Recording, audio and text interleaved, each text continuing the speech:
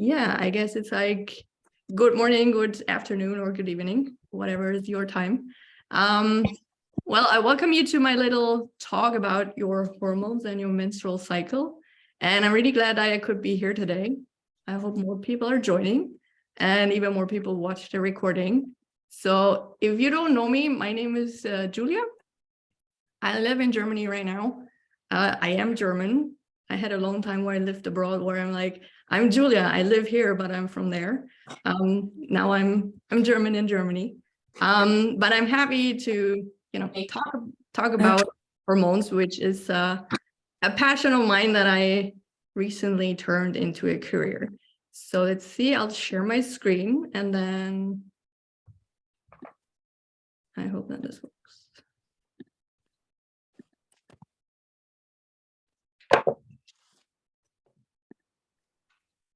Okay, obviously I don't want to start with the last slide.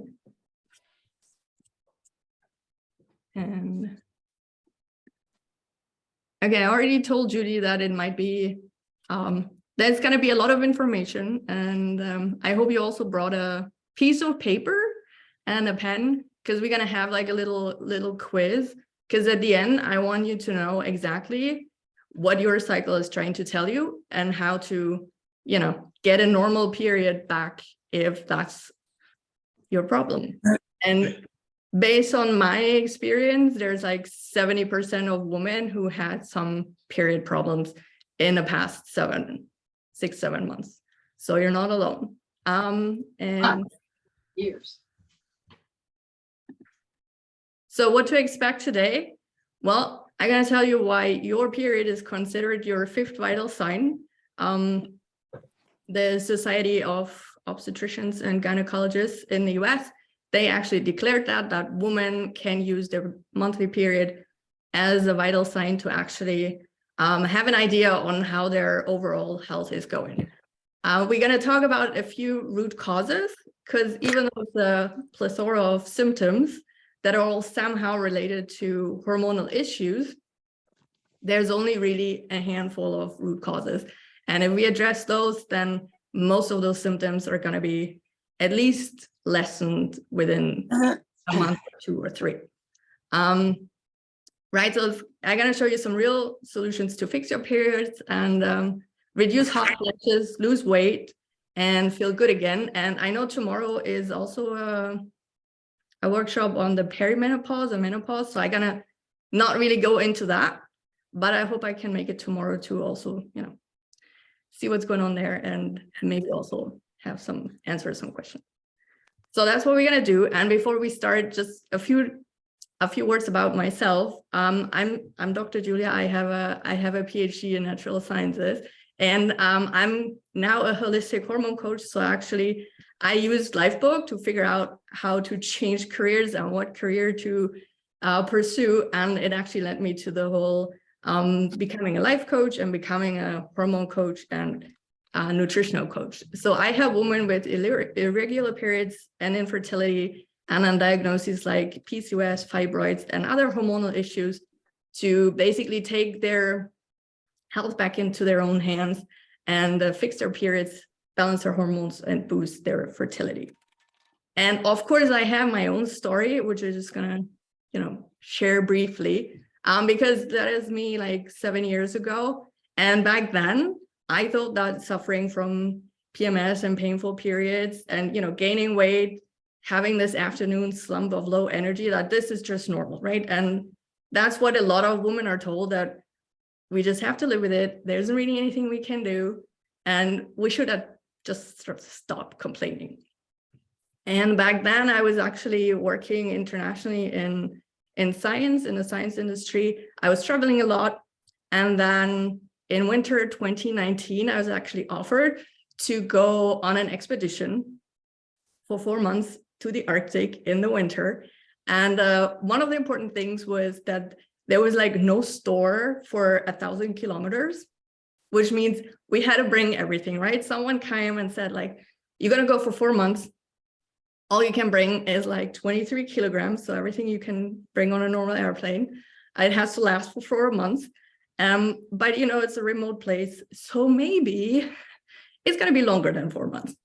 And that's when, you know, the menstruating woman is like, okay, how much of that do I need to allocate to like menstrual products, you know, not to even think about shampoo and that kind of things.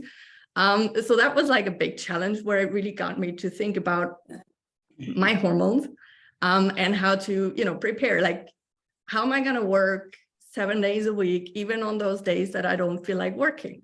I can figure out how to do that at home, but if I'm working there, then I can't just say, okay, I'll work tomorrow. I'll have to figure out how to work today.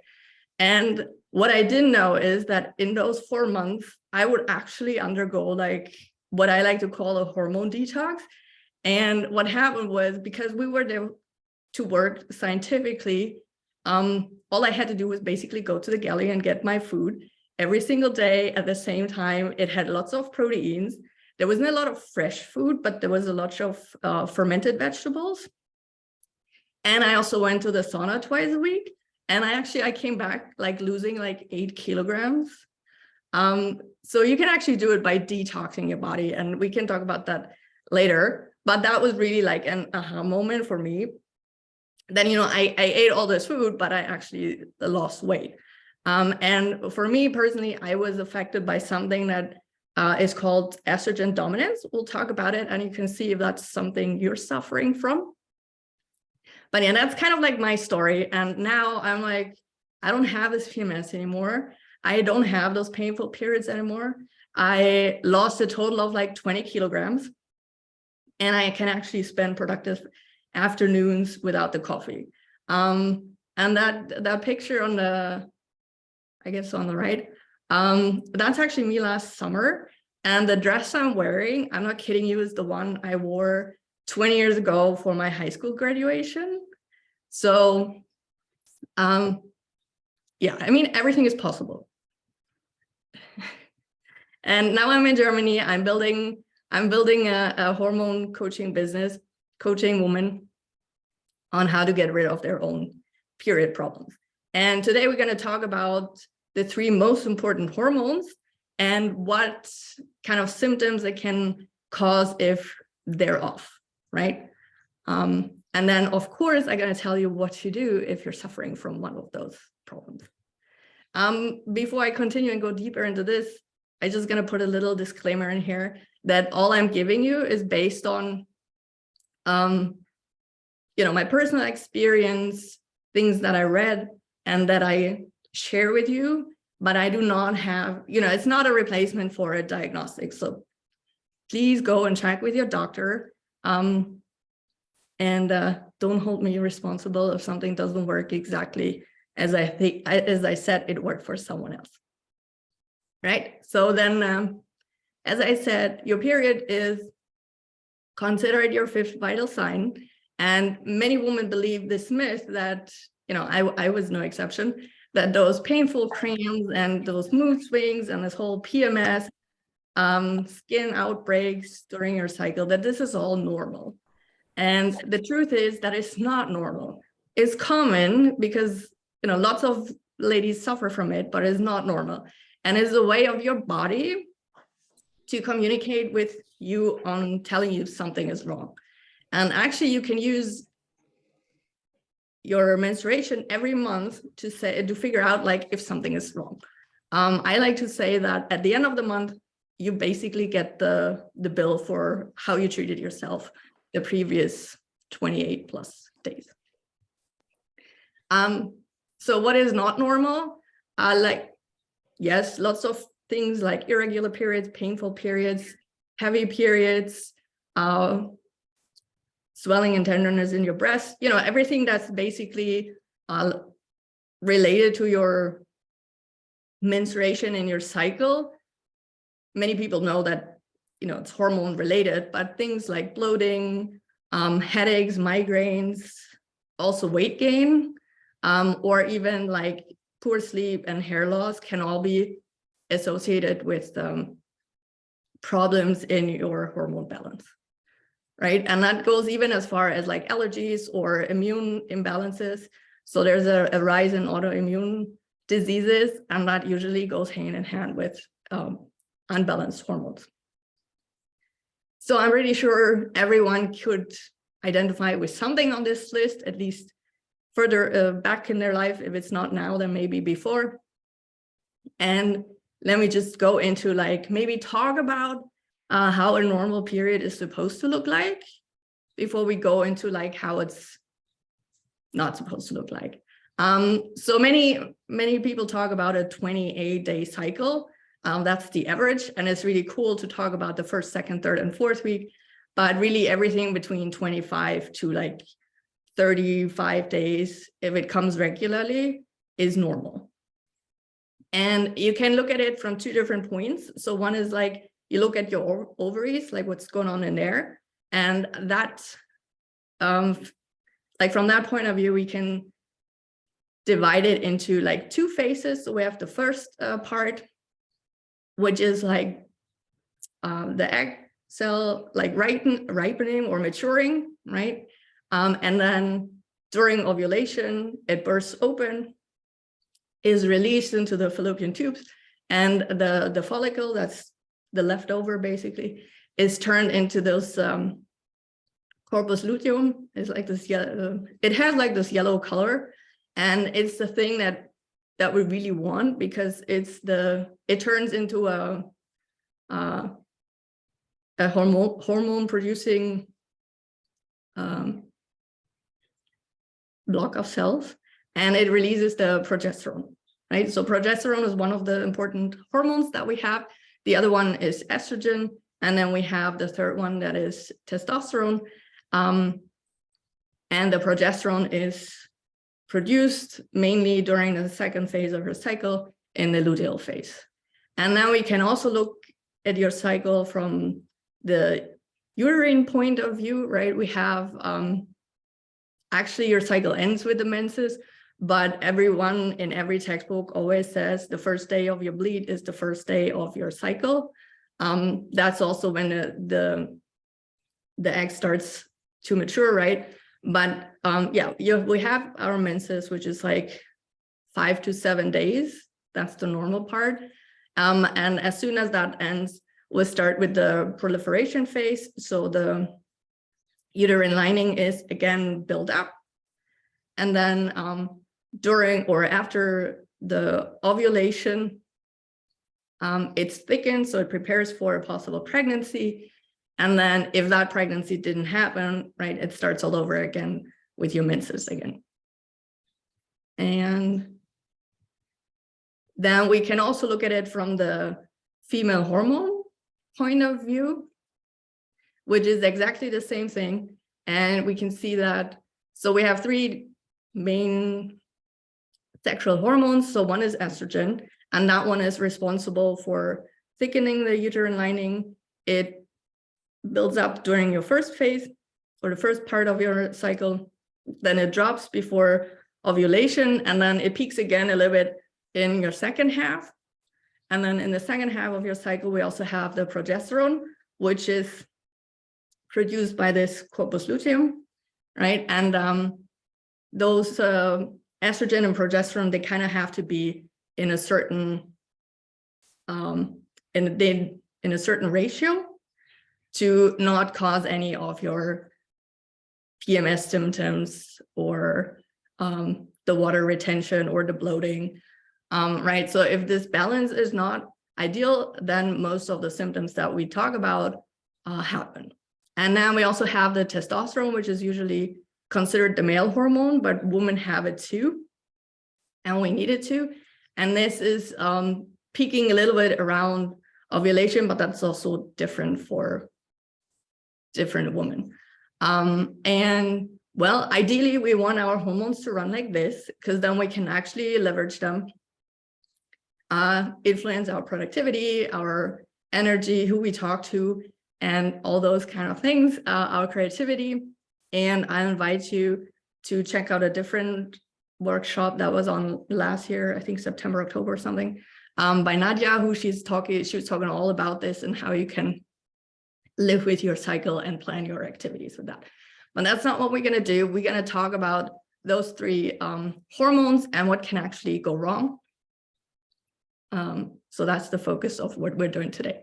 So let's just have a little idea about what those hormones are for, what they do in our bodies. And estrogen is actually the hormone that makes you a woman. So it gives you your curves, it gives you your skin blushes, it makes you outgoing during the first part of your cycle. So it does not just help with building the uterine lining, this endometrium, and it also helps with like your bone health, your hair. It also is important for your brain, right? There's a lot of messenger molecules like serotonin and dopamine that kind of need estrogen to have this antidepressant effect. So if something in your estrogen synthesis is not working properly, then one of the symptoms you can show is like anxiety and depression. And it also helps you with memory function and protecting against dementia. So as I said, for your skin is important, right? It helps you build new collagen and skin lipids, and then you also need it for your mucous membranes to keep them kind of moist. So it has a lot of functions, and this is just the main ones. There's quite a few more. So that's why we want estrogen. The thing is that we don't want to have too much, just the right amount, to be in the perfect ratio to progesterone. And when I say they have to be in balance, it doesn't mean they do need to have the same concentration, but they need to have a certain ratio to work in synergy. So what does progesterone do? Well, it's actually a chill out hormone. So if you don't have enough of that or too much of the estrogen, then you get all this irritability, those mood swings during your second part of the cycle. And of course, it's the most important hormone to ensure that the fertilized egg can actually implant in the endometrium and the pregnancy is possible. But then again, for that, you need to actually ovulate, right? If you don't ovulate, you don't have an egg to fertilize, and you don't have the progesterone to actually establish a pregnancy. It increases your body temperature, and it helps prevent cancer, and it's also involved in like thyroid health and immune system, and it has like this diuretic effect. So lots of women suffer from like those water retention, and this is an indication that there might be a lack of progesterone. It also promotes sleep. So if you suffer from sleepless nights during a second part of your cycle, then this might be a reason. And then, as I said, it's a chill out hormone. So it calms down the nervous system and makes us more stress resistant. So we definitely want to have the progesterone. Right. And then we have testosterone. And even though it's more, in the public considered a male hormone, we do need it for the body fat distribution in our body. It's also important for bone and breast health, for our fertility, our sex drive, and also for our female health. Okay, so now that I talked about those three hormones and what they're supposed to be doing, if all of this works the way it's supposed to, then we'll have a normal period. But what does that look like? So it's one that starts on time. I mentioned before, like 20, 21, 25 to like 33, 35 days is considered normal. So whatever, if you're in this range and basically it repeats every month, then that's already a normal period. It lasts for 4 to 7 days. It's bright red in color, like cranberry juice or cherry juice. It has the minimal clots in it, and it's kind of smooth. So if you have like big clots in there, that's like a quarter size or something, then that's not normal. And it flows easily. It's kind of like slightly thicker than water. And you're like, one of my clients said, like, she feels lucky.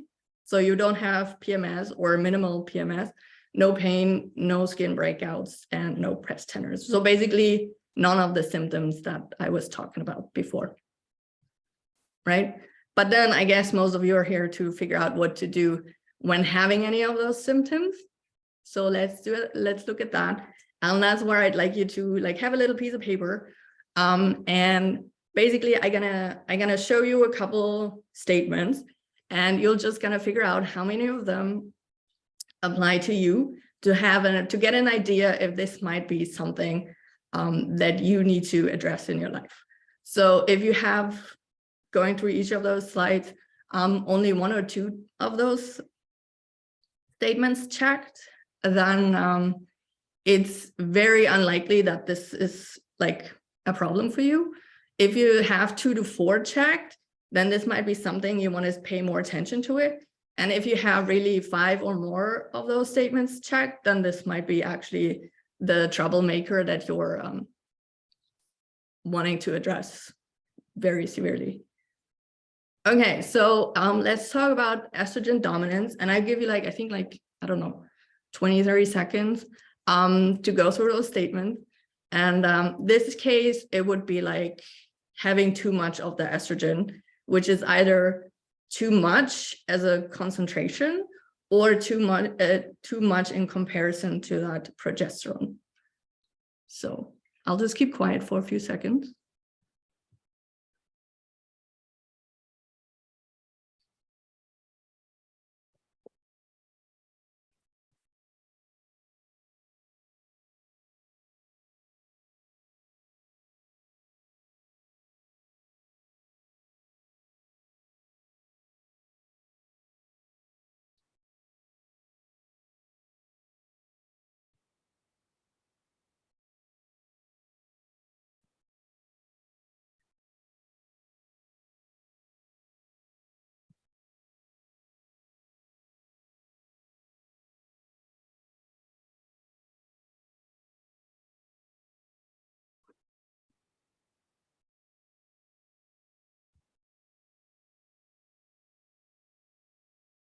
Okay, so I think I'm just gonna continue. And if you're not sure how many boxes you check, I think you can just come back to the recording later. So if more than two or three of those if you check 2 or more of those, then it's most likely that you have an estrogen dominance problem, and it's actually one of the most common problems. And there's a few things you can do. So the first one is reduce your exposure to xenoestrogens or endocrine system disruptors, which means in our environment, there's a lot of chemicals that no one's really checked or restricted, but in our bodies, when we take them up, they kind of work the same way. So our body doesn't distinguish if it's our own estrogen or if it's this compound that we took up from the environment. And at some point, it just cannot get rid of it anymore, right? We have too much of that in our body, which leads to this estrogen dominance. And one thing you can do is like you eat organic to reduce your exposure, because it's in lots of herbicides and pesticides. It's a lot in like factory farm meat, just because they're treated with so much antibiotics and growth hormones that will just take them up with eating this meat, right? It's also in dairy. So, and it's in the dairy, no matter if you buy it organic or not. It's in lots of household cleaners. So everything that says like perfume on it or fragrance on it is definitely something that might have this endocrine disrupting function. It's also in plastics. So that's why I recommend to not use cookware that's with plastics, to not use containers that you heat in the microwave or even in plastic bottles, right, where you drink out of. And it's also like in those, everything that says like sticky, like non-sticky pans or cookware. If you put a scratch in that non-sticky surface, then those chemicals can also come out. So try to avoid that and then use like glass or ceramics or stainless steel instead, right? So I think we're exposed to like more than 100 different chemicals every day. And we can't get rid of all of those chemicals, but we have the power to reduce the exposure that we put ourselves into.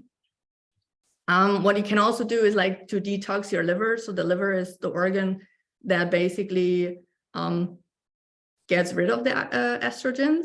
And you can do that either by eliminating alcohol and coffee, or by eating cruciferous vegetables, because they have special compounds that help with the estrogen detox.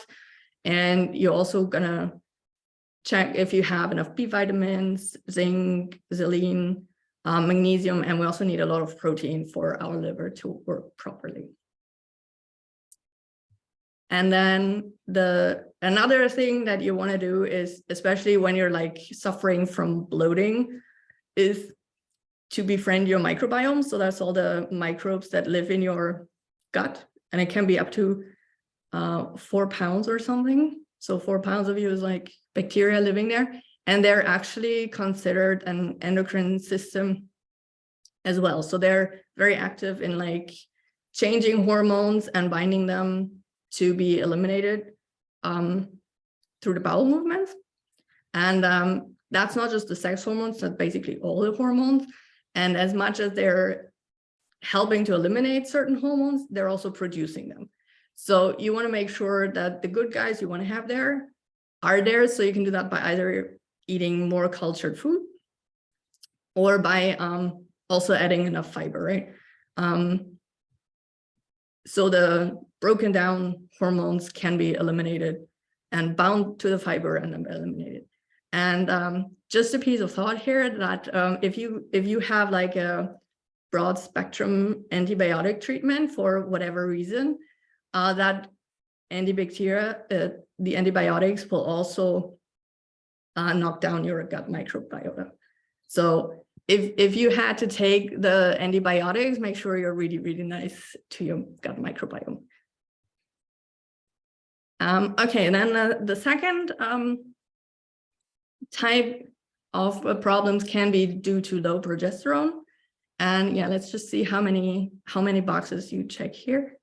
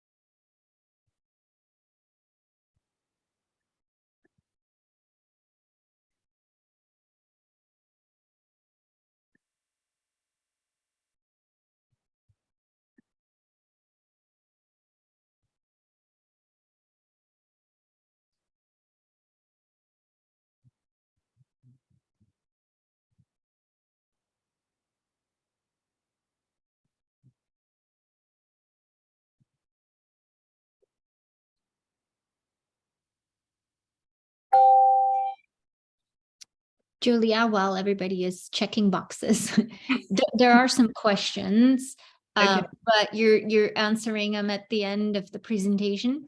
I just want to make sure everybody knows. And I'll also be able to say a little longer. So we'll definitely have enough time to go through all of those. Yeah, so what to do if you're actually just realize that you suffer from low progesterone. So one of the main reasons why you're suffering from low progesterone might be because you're not ovulating anymore. So it's very common when women go into menopause, but it can also happen way before. And the one thing to do is to reduce your stress. Because stress depletes the progesterone, it turns it into cortisol, and that's like the main thing. Basically, if you don't ovulate anymore, your body thinks that it's not safe to basically put a baby in the world, right? So why do we need to ovulate? So we don't need to ovulate when we when we don't have a safe environment. So there's a couple things you can do, a few strategies that you might want to check out, right? So yoga, meditation, exercise, journaling, going out in nature, whatever makes you happy. And then a second thing is like sleep. So you should definitely get your 8 hours of sleep, have a relaxing evening routine. And one of the main things that we're having problems with in our society is like the blue light. Everyone is sitting in front of their screens at night. So you should shut that out before, like 2 hours before, or have like either those orange glasses that people use to filter out the blue light, or there's like apps you can also download on your phone and on your computer that actually have like this blue light filter and make everything like orange. So, and then you can also try some supplements. Again, here it might be some vitamins or minerals that are missing. So the most common ones you could try is like Vitex. So that's the flower in the back of the picture. And then B vitamins and vitamin C. Right, and then we have the opposite of too much estrogen, and that is too little estrogen, which would get us into the next category. And I'll just give you a half a minute here.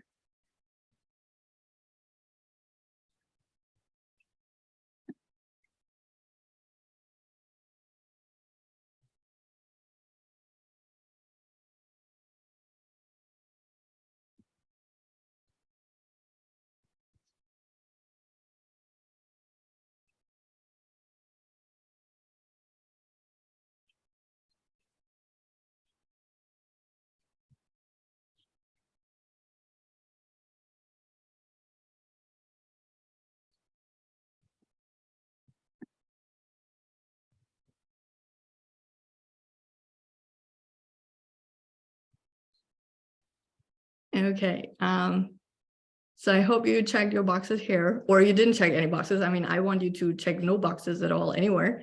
And here again, maybe you see that there's also like that the symptoms overlap, like they show up in different categories.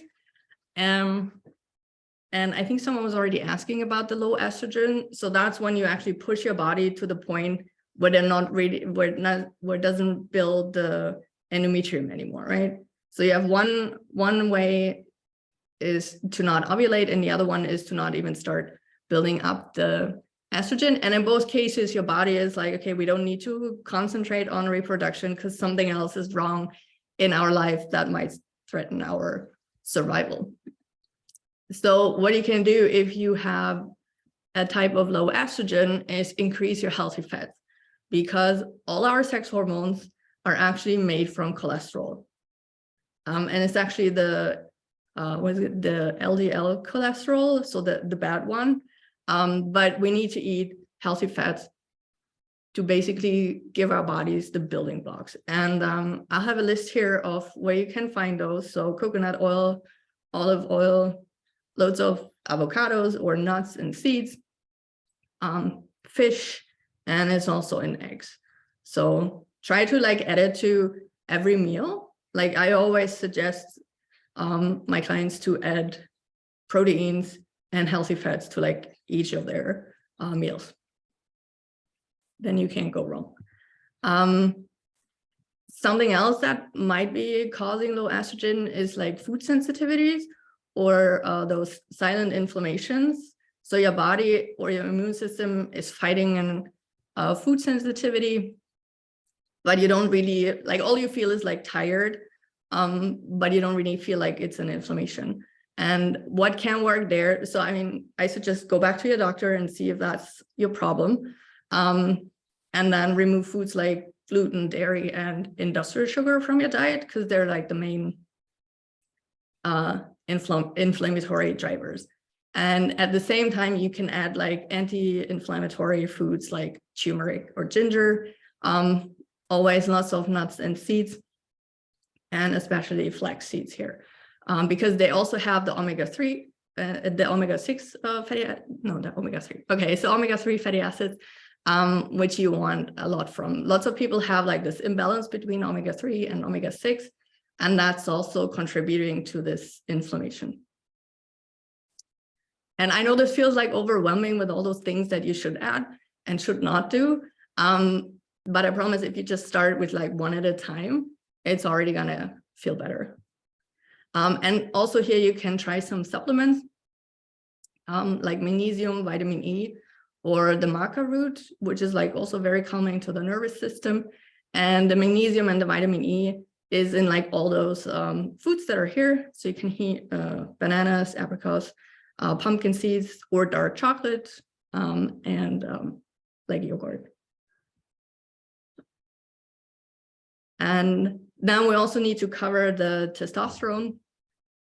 And that is usually an underlying condition with like your blood sugar and stress. So it's either stress or blood sugar issues, but I'll leave it on here so you can have an idea how that would manifest. So.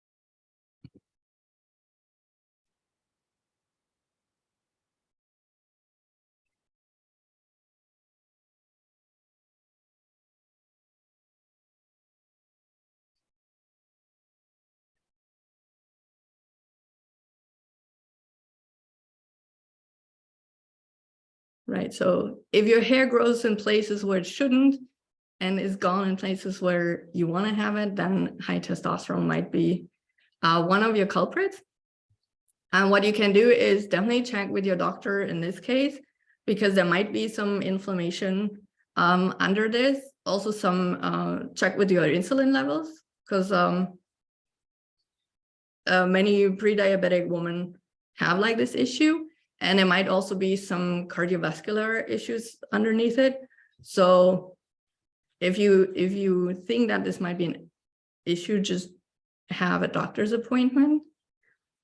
And then one of the main things is like stabilize your blood sugar. And this you can do by avoiding the sugars and focusing on the complex carbohydrates. So that's like potatoes or root vegetables. And one of the main issues with the woman having high testosterone is also that they skip breakfast. And I always suggest that to start the morning with breakfast, 30 to 60 minutes after getting up, to give your body the fuel for the next day.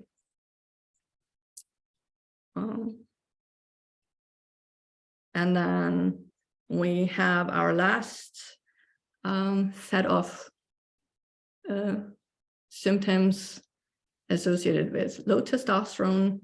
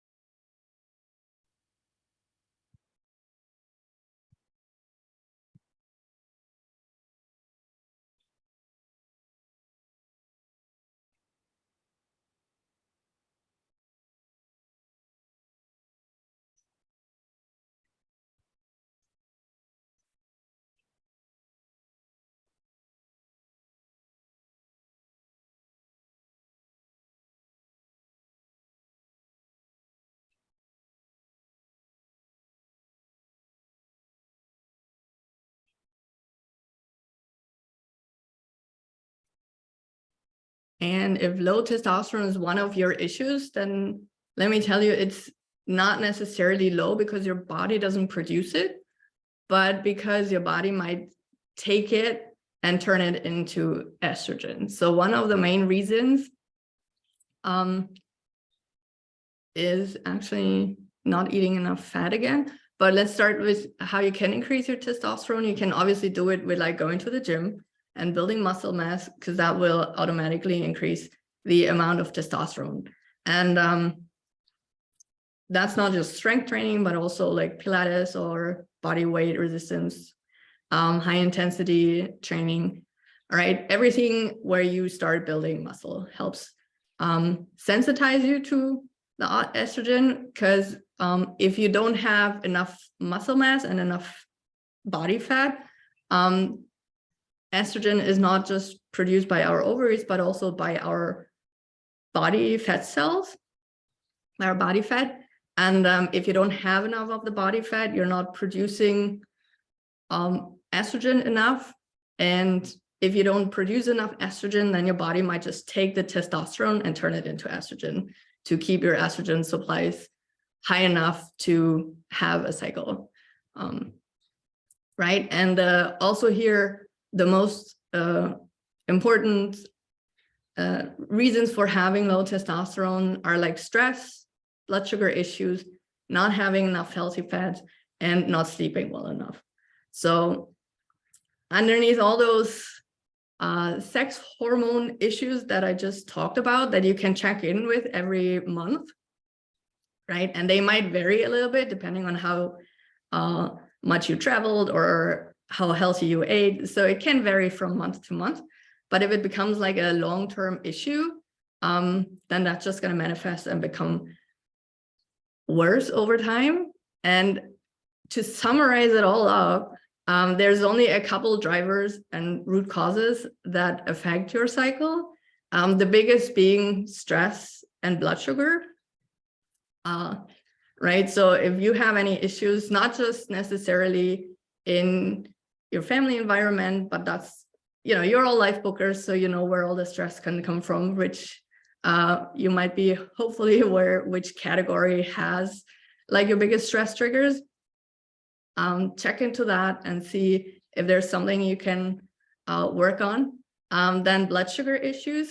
Back in the time when we were in the Stone Ages, if we have stress, we release cortisol, and the cortisol releases glucose, because back in the day, it was like, right, the tiger coming for us, or it was definitely something that we needed to run away from. So if we spike cortisol, we spike glucose to have enough energy to run away from the lion.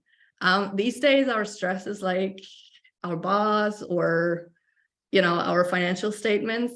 So we're not really releasing the glucose. We're not running away anymore. So our blood sugar levels become really unstable. And that's also when you get like the hunger attacks, right? So when you feel like, oh, I need to go and eat something, that's all most likely blood sugar related. And to reduce that, right, watch out that you eat the healthy meals containing proteins, complex carbohydrates, and the healthy fats. That you might want to check on your vitamins, B vitamins, and the minerals, that you have a good enough sleep routine, that you support your body with the exercise, and that you're also making sure you help your liver and your gut to get rid of your estrogens and other hormones that we don't need anymore in our bodies, because if we don't do that, they just accumulate and lead us to things like estrogen dominance.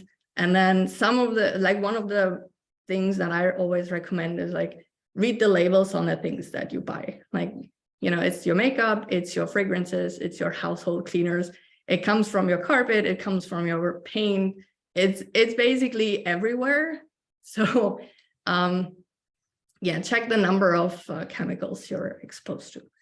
And yeah, I hope that, you know, it wasn't too overwhelming and you got at least a few tips out of this and what you should do, where to get started.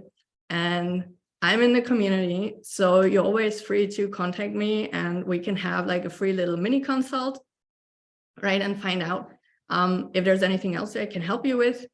And yeah, I just want to help you to take your health into your own hands and free yourself from this hormonal chaos, right? So I have an email address. I do have a website. It's mainly in German. I'm working on getting it into English. So the best way to get in contact is like messaging me here on the community or sending me an email. And now I just gonna stop sharing and open the floor for questions. And I hope you have a lot. Thank you, Julia. This was very insightful and very good. I never knew that there were so many symptoms we could be looking out for. If I could just start with the first question. Sure. I'm actually in menopause. So I can see a few of these things in every category. But I feel fine, or at least I don't have any complaints.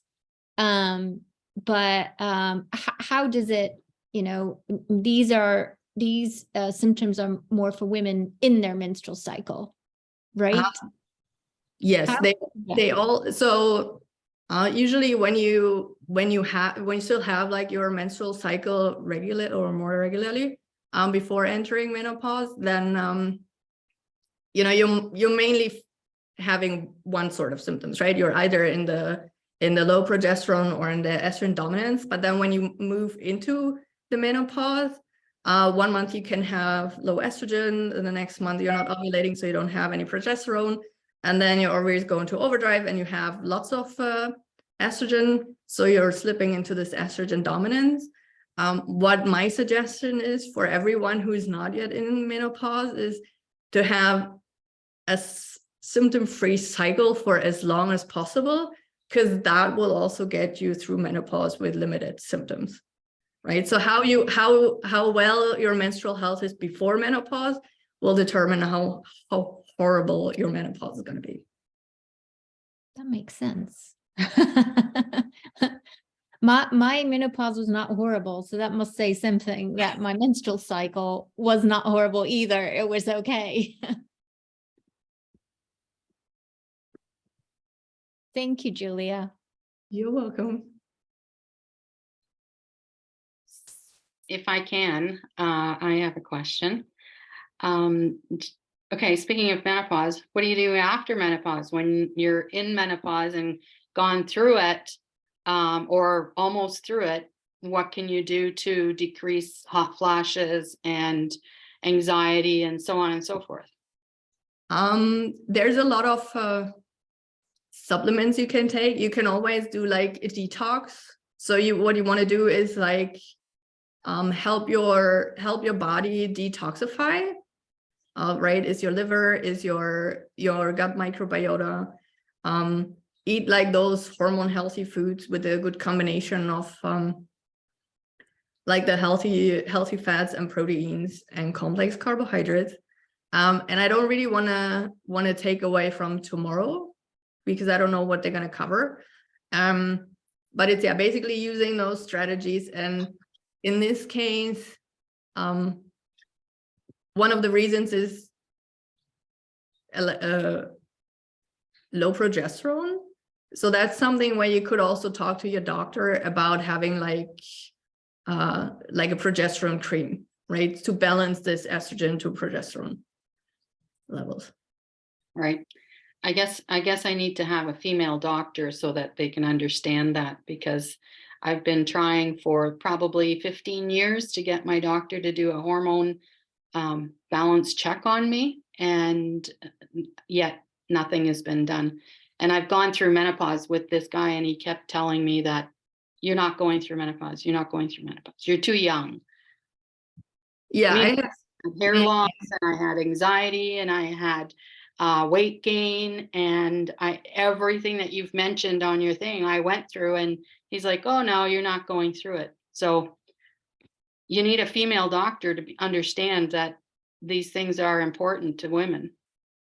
Yeah, that sounds like maybe you want to have a second opinion. So there's definitely options online to have like at home hormone tests, right? So you get like a package, and then you either send them a saliva sample or blood sample or a pee sample, and then they check your hormones. So it's very important if you want to check for progesterone and estrogen to do it at very specific days of your cycle.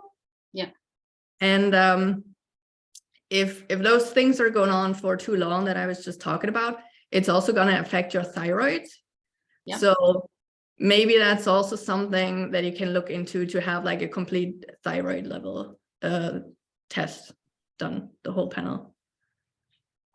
And I had that too. I had like this lady yesterday who told me that her doctor told her she was in like an early menopause when she was like 24. I was like, that thing doesn't exist. Like the age, you know, the average age where you go through menopause is 53, no matter what. That doesn't really change. So if you have menopausal symptoms before you are like 45, and even then we can work on those, then it's not a menopause, it's something else. Yeah, my daughter's going through that right now. She has many of the symptoms, and I think she has with that COPS or whatever it's called. Yes. Yeah, I think she has that. She's only 30, but she has all those symptoms and has not had a period for like 4 years. That's why I laughed at the beginning of this when you said, if you haven't had one for a couple of months. I'm thinking about her saying she's years and the doctor doesn't seem to think there's a problem. And she has a female doctor.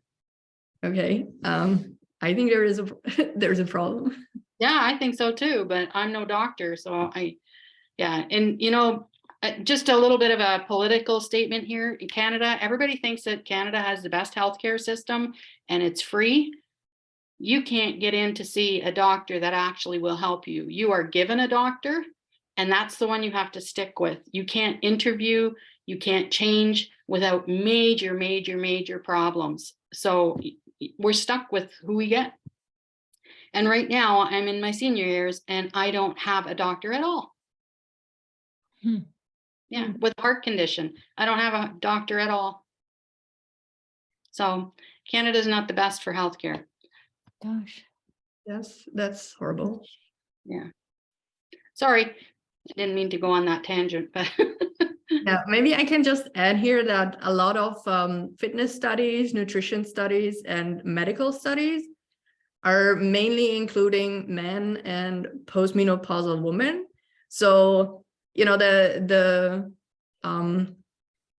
medical leaflet saying how much of a certain medication you're supposed to take is based on men. So usually the concentrations might not be right for you. So I know a lot of women who like, oh, I can do with less of the dosage, right? Yeah, so basically it's also like the metabolism of certain medicines during the different weeks of your cycle is also affected. And I think it's just a part of the science that starts to catch up and realize how important it is to look at women separately, to look at the different phases. And the reason why they exclude us is because it's too complicated to have menstruating women with their different phases. And then they're like, okay, we take this simple man because that they only have like this more or less 24-hour cycle. And like, okay, whatever works for them will also apply to women. Right. Because we're so complicating, we can also take just the easy man kind of approach. But yeah. Thank you. Okay. All right, Jill, I'm just going to read some what's in the chat box for you. As far as in story questions. All right, Coach Alice asks, does progesterone have to do with breast aching, like pain in the breast? And any thoughts around having shorter periods? Mine tend to be 2 to 3 days. And recently a doctor mentioned longer is better. That left me baffled. So I said normal is like 4 to 7 days, right? So if this is like your average, and that can also like, you know, I think in like 18 to 45-year-old, it's like plus minus 1 day. If it's late or early by 1-2 days, that's okay. And then once you head into menopause, it can be like 4 to 5 days or even 6 days where it varies. So that's considered normal then.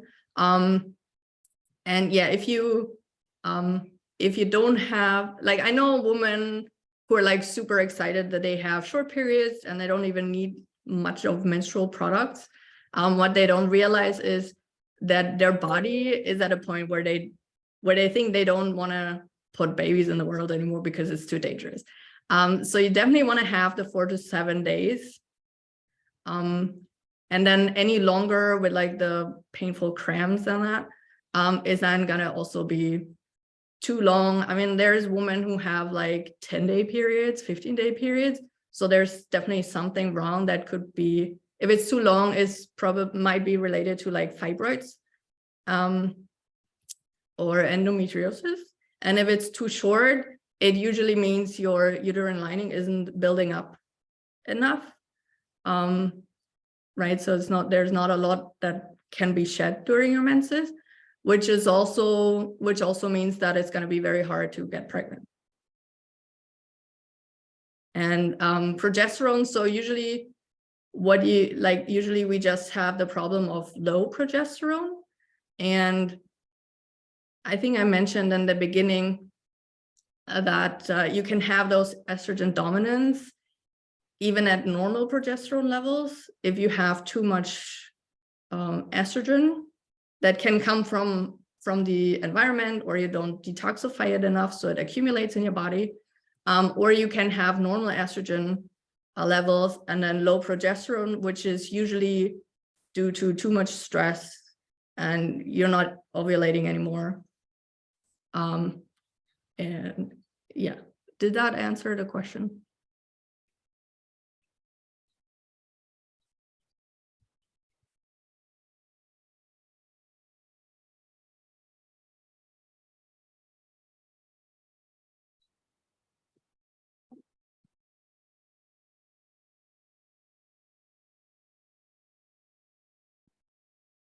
Okay, no more questions. Well, if you come up with questions later, you can always like message me here, or I'll just type in my email address in the chat.